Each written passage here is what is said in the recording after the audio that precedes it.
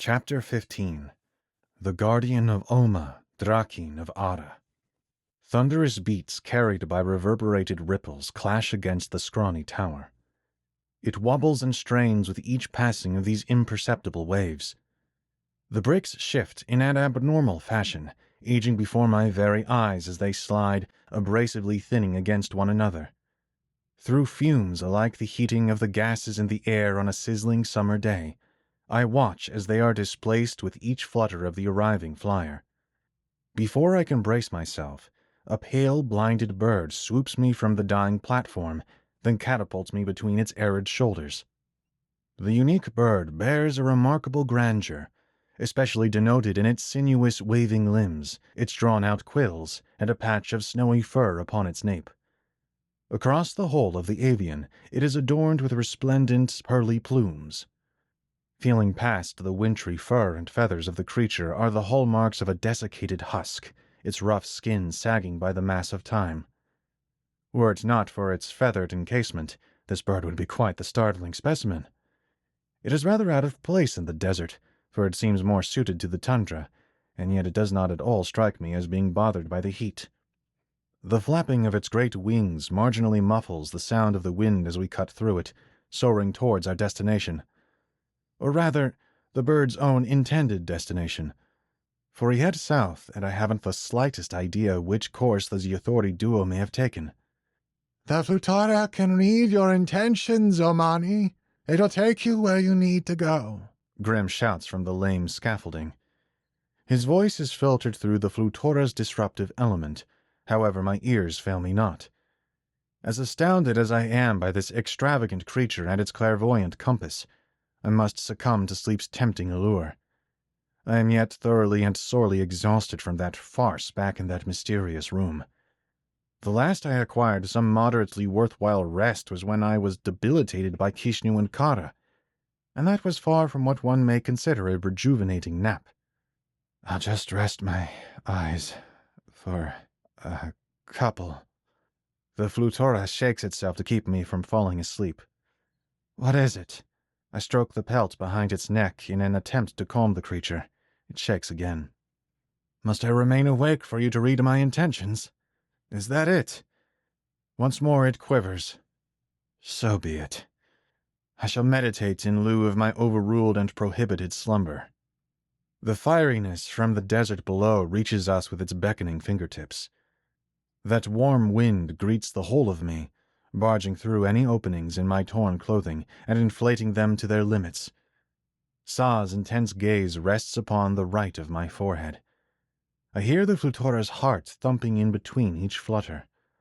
Behind closed lids, suppressed by these natural drapes, I can yet see the red ambience of the dancing colors of the horizon. Inhale, exhale, repeat. The hours spiral past me, carried by the draft and left forgotten in my wake. I continue elevating my present awareness until it reaches its ascendance to the watchtower of my consciousness. This is my mind's bird-eye view. In the astral plane, from my watchtower, I can revisit the mother well in spirit without the physical barricades of space and time. If I am not permitted a siesta, then this is the best alternative for reinvigorating myself, until I may be reunited with sweet sleep again. Time both slows down and speeds up when I meditate, doing thus in the song of a flux. I comprehend it to a certain extent, but within this shell my knowledge is barricaded by the inefficiencies of organic life. The fluctuations are more so sporadic now, atop this fascinating mount, than the usual frequency in which I both surf and emit. The variations and jumps in this cadence makes it appear as though we are skipping across the plane, in synchronicity, attempting to find the perfect entrance into a new domain. The Flutora. It searches for a loophole in the realm in which to slip through so that it may fold the space between us and our target. So, this is the finest method of air travel after all. A bird which cannot only fly, but, for lack of a better term, teleport. Here it comes. We slide, unswerving, betwixt a flurry of swelling and skipping ropes within the cosmic playground, visible through the lens of my meditation. I shut my mind's eye and opened those of the flesh. Before us, I yet see the seemingly endless ocean of sand. However, this is a fresh portion of the desert that is being presented to me, for below us there is a voluminous and deep crevice, hosting a myriad of miniature shacks and walkways stilted from its sunken and tilled walls. A few suspension bridges hang across the canyon, supported by pinned ropes and cables to allow for commerce between the two sides of the cranny-huddled city. This is where I am to disembark. The Flutora hints at this as well, yet it circles and hovers, and with what seems like no intention of descending. Ah, I remember now. The twins did mention that these birds won't go near the ground. What they failed to detail is how it is that the riders managed to dismount. Well, it is no hindrance for me. However, I still desire to know the ordinary customs of their riders. I shall do well to remember asking upon my return. After petting and patting it farewell, I leap from the Flutora's back. Command, wait! Tripling my mass, I skewer through the sky. Just 10 amma from the ground, I enlist my next command, weightless, shrinking my mass to that of a feather's. I float into the fissure whilst using my track command to detect the best method of entry. Strangely enough, I am not descrying anyone's life force. No. Fortunately, there are yet a few swaths of dwellers on the other end of the ravine. Landing atop one of the dilapidated shacks, I take a better look around. This place looks all but deserted. I smell blood. I also smell remnants of the same toxin Kishnu wielded against Saba and I. They've covered a great distance in so short a time. It must be that they've stored their treasures somewhere, leaving behind the carriage and advancing swiftly upon their shenat. They were undoubtedly here, and they killed nearly everyone before they departed. Disgusting. Corrupt. Monsters. It appears as though everywhere they go they leave behind them a trail of death. Surely, with this, and their plunder of Skashum, they're soon to make enemies of their own kingdom. I can envision the events slightly, extrapolating from the stain of the remaining energy, and through the residue markings made clear by my track command. It seems as though the town was enraged with the Zithori. They likely kept seizing the fruits of their labor without pay, which is not unlike those scum. Inevitably, the village took up arms thinking they stood a chance on account of their great numbers. Peering down, I discover the lot of their corpses piled at the bottom of the canyon, discarded upon piles of wares and goods. The two Zithori must have rummaged through their belongings as thoroughly as they could, and, out of a sick spite in not finding what they came for, tossed them into the canyon before the fed-up residents made their charge. The scene had to have been too much for the town to bear, in view of the likelihood that being only 2 oppressors, one would think that it had to have taken a rather extensive while for the atrocious villains to go through each home and shop, 1 by 1, or perhaps 2 by 2. There is at the very least a few hundred buildings within this gorge. It is evident that I am doing a favor for more than just Grim and Gur by exterminating these pests.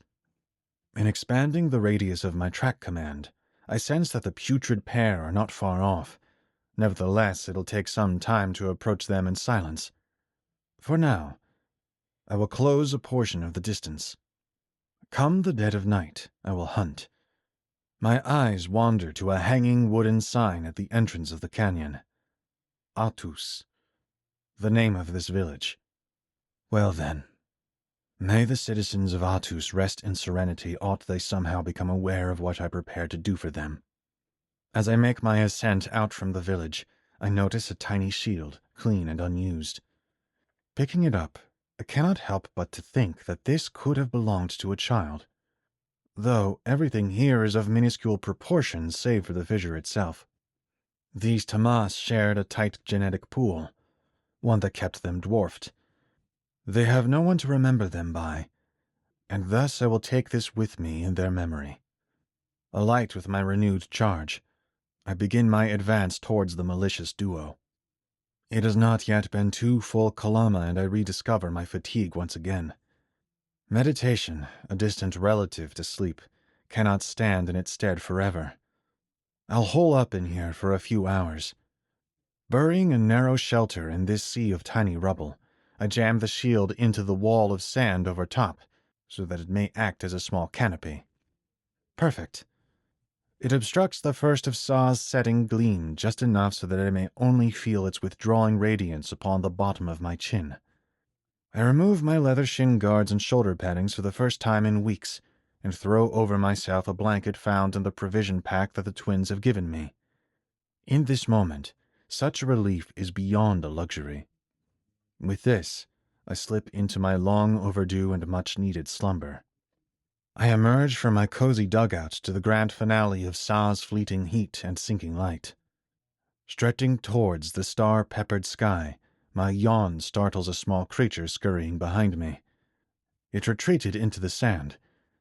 As I shift my attention, I notice a wall of delicate flowing script etched into the face of the shield that was not there when I first came upon it. Each character evokes a vivid image in my mind's eye. As I peruse the second line, the flashing vision blends into an unfamiliar, yet seamless and non-threatening visage. The voice, however, is unmistakable, even intimate. I can see her face, the guardian priestess. N. This may be the last message I can deliver to you for an unforeseeable period.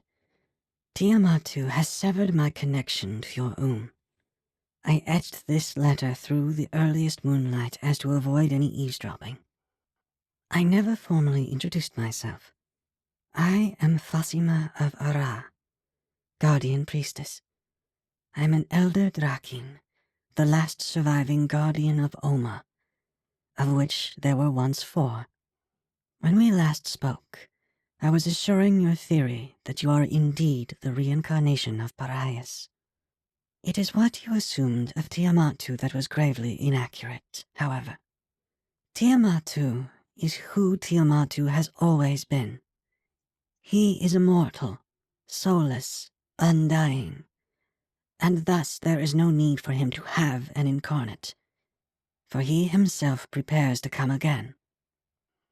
The time has arrived to recharge the seal on his captivity, and only you can do thus. You'll need the 2 artifacts in your current possession, as well as the soul of Parias to gain access to the key. As you stand, you currently meet these requirements. The key is kept hidden within a scorch zone. The location was marked on the map. You're sure to have seen it already. The 2 sides of the key each have their own action when turned towards them. Turn the key to the right to recharge the seal and lengthen Tiamatu's sentence until the next reincarnate appears. Turn the key to the left to release the charge, completely freeing the god. Parias was a warrior to his very core, but he did believe that change, ironically enough, is the only constant that one could count on in this life and in the next. He believed that one day, even Tiamatu would succumb to it. The sentiment was pure, but I have been keeping watch over Tiamatu for as long as his defeat, and have seen no evidence of decency. Thus, in telling you this, I hope that you know what it is that you must do. The relics at your current disposal come with a powerful history, one that every bearer ought to have knowledge of and appreciate. I apologize, but I can only be brief in catching you up. Parai's map was fashioned together by us, the Drakin.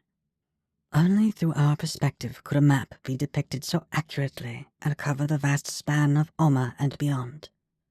We knew of Tiamatu's impending arrival, and that a hero would deem it a necessity in traversing the untamed world. This was our gift to Parias. Parias' fan was hand-woven, tinkered with and engineered by the Wolf Queen.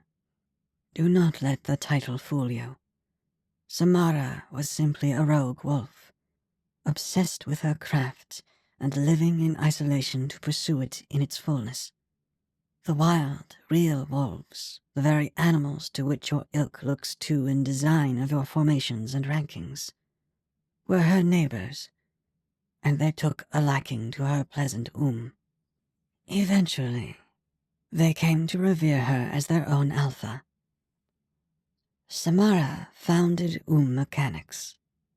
She fiddled with metallic, fibrous, and wooden materials and infused them with in order to fashion superior utilities, weapons, and artifacts.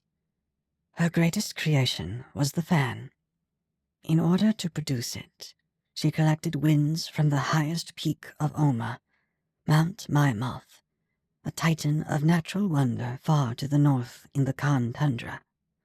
Every day for long 3 years, the instrument she developed siphoned the purest and most daunting guests Oma had to offer. She then imbued her own and life energy into the finely crafted golden hand fan. Somehow, she knew the time would come when a skilled enough wolf would find her and wield her in her newly devoted form. This was her dedication to Parias, Oma, and finally, to her own immortalization in the shape of her art. All I may say in regards to the key and the gate, which it accompanies, is that they were forged by the greatest practitioner of that Oma has ever known. He was not known for his proficiency in combat, but rather it was his understanding of the very nature of itself that earned him his esteem. Take this imparted knowledge in well and let it be your own. These are the events that led to your predecessor's victory and ultimately to your own existence. To address your current situation, the bandits you're bound to encounter again are not to be taken lightly. You're right to have worries in battling any of the Zyathori, but only because you do not know who you've become. I only say this because you are not aware of the change that has freshly occurred in you. The short time you spent mounted on the Flutora has matured your body and accelerated the time you spent carrying Parias' relics. This advanced the stage now capable in your Drakin form, and progressed the bond between your and that of the Wolf Queen whom resides within the fan. Overall, you are much more powerful now than when you departed on your hunt for Kishnu and Kara. You are nearly a year older in terms of anatomy, and your has expanded its channels widely and wildly. You may, however, find that you need some time to acclimate to it. May the mother tree's fruit fall on your side of the field, and may the mother well's flow into your garden. With this, I bid you farewell. Her way of speaking is ancient, and in this wisest of tones, I trust. She has observed and studied Oma through its best and worst from atop the hovering eye of Arah for millennia. If there truly is an imminent threat, she would know of it. Yet, it has been so long since the Drakin have made contact that most Omani do not believe them to live. This is another reality that I will resurface for both the Omani and Tamas alike. They must know we have a common enemy. They must know we have a common ally. This is reason enough to establish the alliance I seek. Could it be that Tiamatu truly possessed such immense power that the fabled Drakin tremble in fear of him? Might a single entity possibly triumph against an entire world, all it unites against him? The legends recount Tiamatu's invasion of Oma a millennium past, an era before the dawn of the Tamas. Today, however, we may marshal 2 armies in preparation for what's to come. That is, if I fail to secure the key.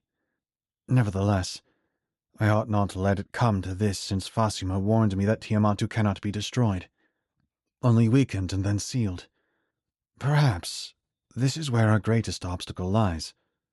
Without a powerful seal, our chances of victory may prove fictitious, even with 2 great armies at our disposal.